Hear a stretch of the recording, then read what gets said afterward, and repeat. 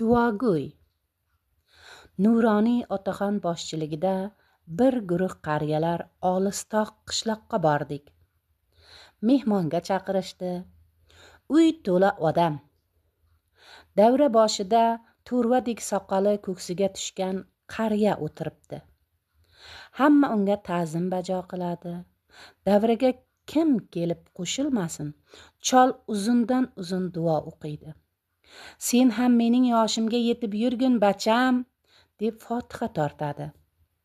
Bu xil duolar takrorlanavergach, Nuroniy so'radi. Necha yoshga chiqdingiz, taqsir? Menma, deb chol salmoqlanib, 270 ga bordim. Voy voy, dedi Nuroniy bosh chayqab.